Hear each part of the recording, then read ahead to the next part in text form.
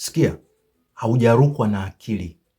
Waathirika wengi wa unyanyasaji na unyanyasaji wa narcissistic, haiba tata, wa kihisia, yule nasty aliyejificha, covert narcissist, wengi usingiziwa, utengenezewa mazingira ionekane kana kwamba wamerukwa na akili, they are crazy.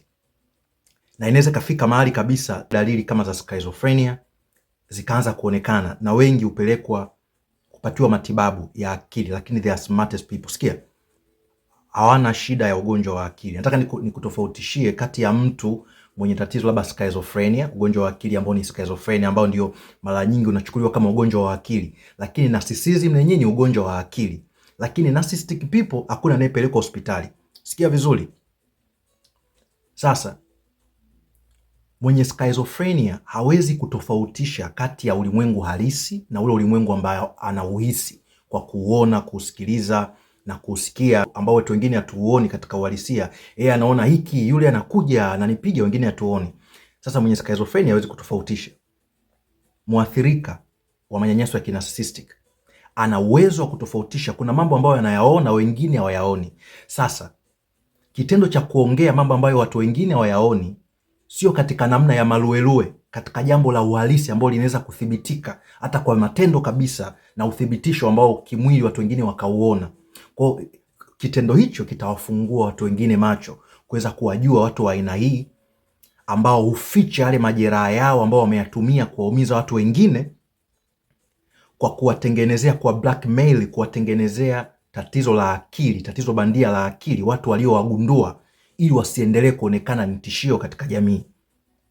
Kwa hiyo kama wewe ni muhanga au muathirika wa unyanyasaji wa narcissistic kwenye familia yako au kwenye mahusiano, hata kazini, utagundua pale unapoanza kuyaona mambo yaliyofichika. Yule master, kiongozi, kwa sababu narcissism pia wakati mwingine kwa lugha ya picha ni kama dini. Yule ambaye sasa ndiyo kiongozi pale, mwenye kuwakamata watu wengine kwenye hiyo familia, anajua anachokifanya. Anapoona kuna mtu ameona nyuma ya pazia kinachoendelea, utengeneza namna ya kumchafua yule mtu, ionekane kwamba amerukwa na akili, ili chochote atakachokiongea kisionekane kwamba ni jambo halisi au jambo la kweli.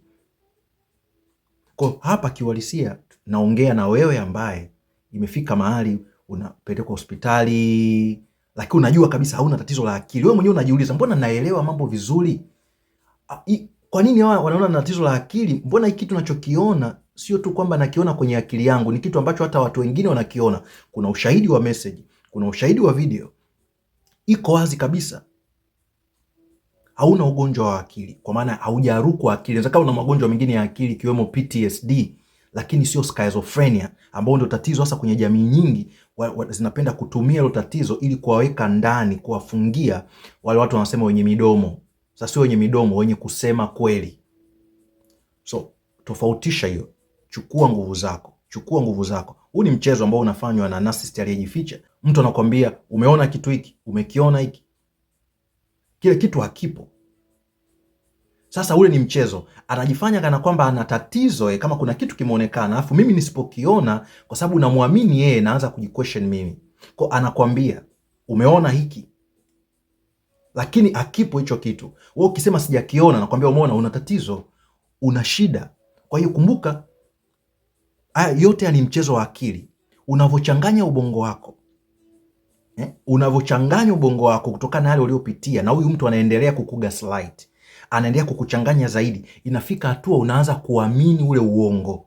Sasa hapo ndipo wengi wanaingia kwenye mtego. Ukishakubaliana na ule uongo, ukakubali kwamba una hilo tatizo, ukashindwa kutofautisha kati ya uhalisia na yale ambayo anakudanganya, si unaelewa, na yale ambayo umekuwa gaslighted, ndio tatizo litakuja kudevelop.